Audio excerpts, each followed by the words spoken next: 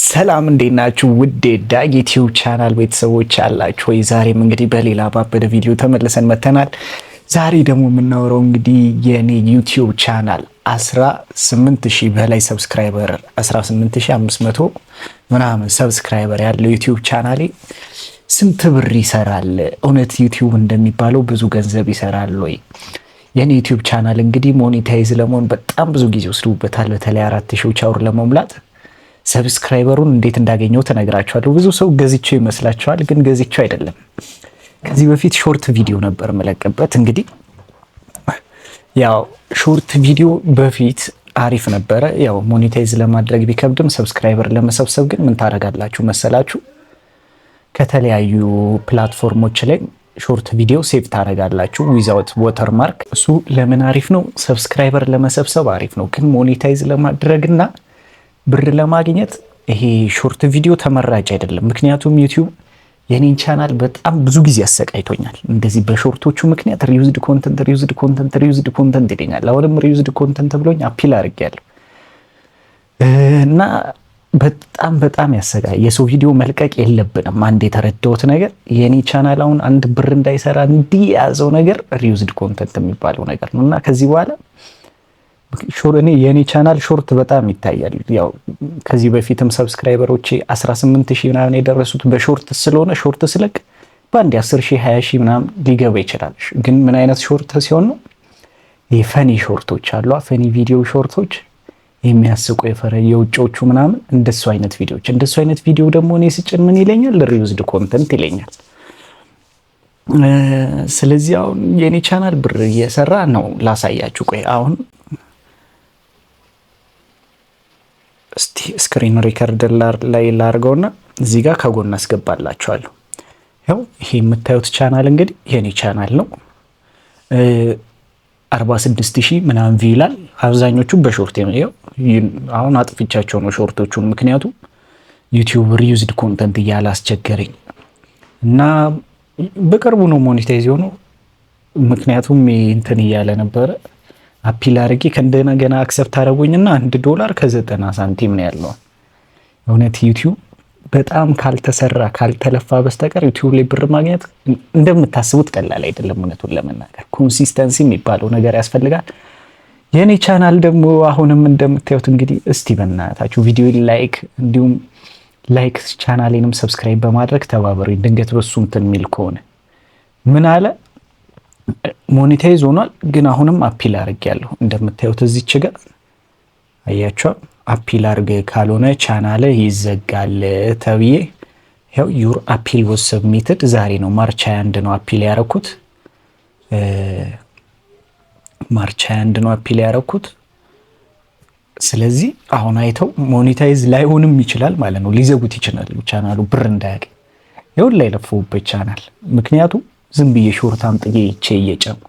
እናንተ ግን ሰብስክራይበር ለመሰብሰብ መጀመሪያ ሾርቶችን ትለቁና ምን አይነት ሾርቶች የሚለው የማንኛውም በቃ አሁን ለምሳሌ ኢትዮጵያ ውስጥ ታዋቂ ቲክቶከሮች አሉ፣ የሚያስቁ ስክሪን ሪከርዶች ምናምን አሉ። አዛ እንትን ላይ ቲቲ ላይ ከቲቲ ታመጡና ዳውንሎድ አድርጋችሁ እዚህ ላይ መፖሰት በአጭር ጊዜ ውስጥ ሰብስክራይበር ታገኛላችሁ። የኢትዮጵያውያንን ማለት ነው የምትፖስቱት። ከዛ በኋላ ለሰብስክራይበር እሱ አይቸግራችሁም። 00 ቪው ምናምን ይላችኋል። የሆነ ጊዜ በቀን 5 ምናምን 6 ዝም ብላችሁ ልቀቁ ማትለፉበት ስለሆነ። ከዛ የሆነ ሰዓት ላይ ሰብስክራይበራችሁ እየጨመረ 1000 2000 3000 እያለ ይመጣል።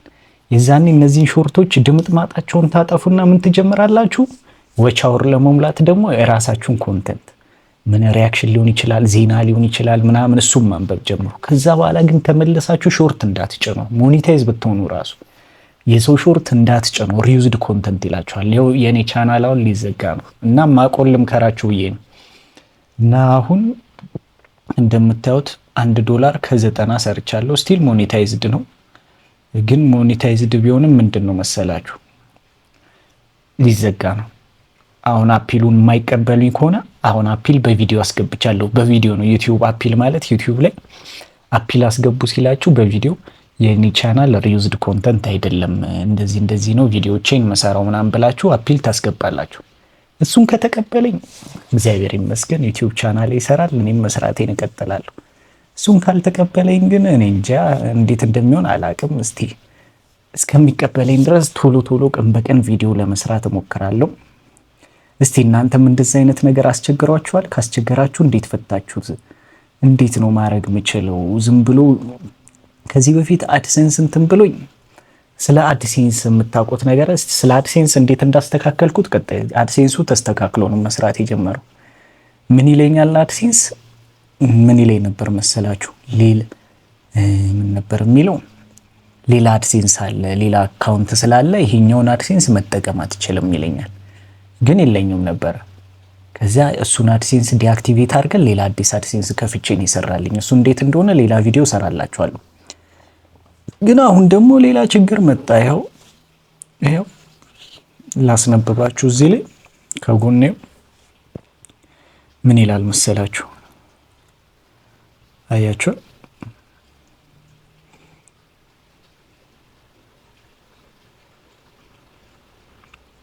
after submitting your appeal our teams will respond within 40 days with a decision።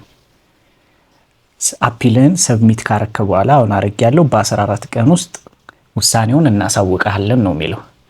if your appeal is successful we will either approve or reapprove your channel for the YouTube ወይም YPP YouTube ፓርትነር ማለት መሰለኝ YPP YouTube ፓርትነር ፕሮግራም ማለት ነው YPP within 30 days።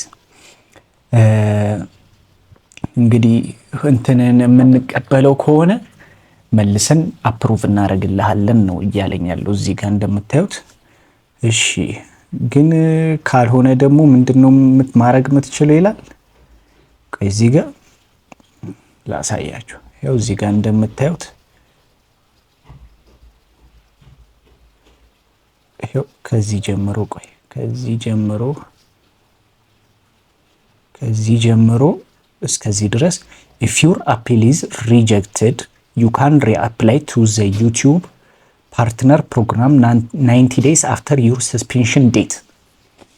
90 ቀን ጠብቀ ነው ከእንደገና ሪአፕላይ ማድረግ የምትችለው በአሁኑ ካልተቀበልን። ስለዚህ 90 ቀን ያለ ገንዘብ ዝም ብዬ ዩቲዩብን እጨፈጭፋለሁ። ዩቲዩብ በጣም ከምናስበው በላይ አስቸጋሪ ነገር ነው። ስንሰራው ተጠንቀቀን እንስራው። እንዳልኳችሁ በጣም ጥንቃቄ ይፈልጋል።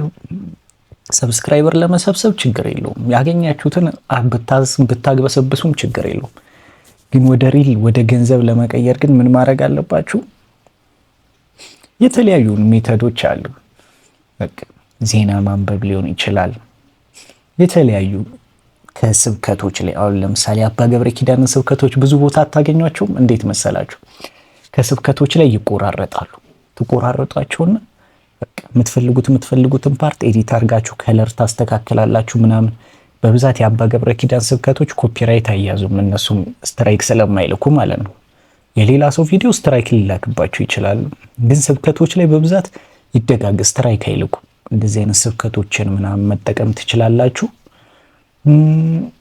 እስቲ ስለ ዩቲዩብ ማቆን አላቅም። በእርግጥ ባቅ ኖሮ እንደዚህ ሁሌ አልጨፈጨፍም ነበር። ያው እንግዲህ አሁንም ቻናሌ ሊዘጋ ነው። የሚያውቁት ቢመክሩን አሪፍ ነው። እስቲ ኮሜንት ላይ ምከሩኝ። አረ ምን ላርገው ቻናሌ ምን ላርገው?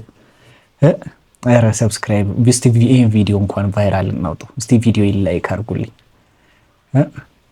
እስቲ ተምብኔል ምናምን እሰራለሁ። እስቲ ተምብኔል አሰራር ምናምን የምታውቁ እንትን በሉኝ።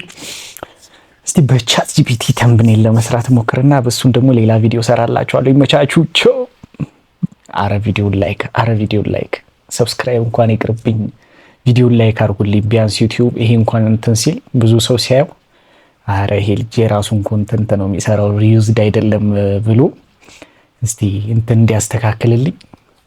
ይመቻችሁ። በሌላ ቪዲዮ በሌላ ቀን ከዚህ በኋላ እንግዲህ እቺን እስካስተካክል ድረስ ቀን በቀን ነው የምለቀው።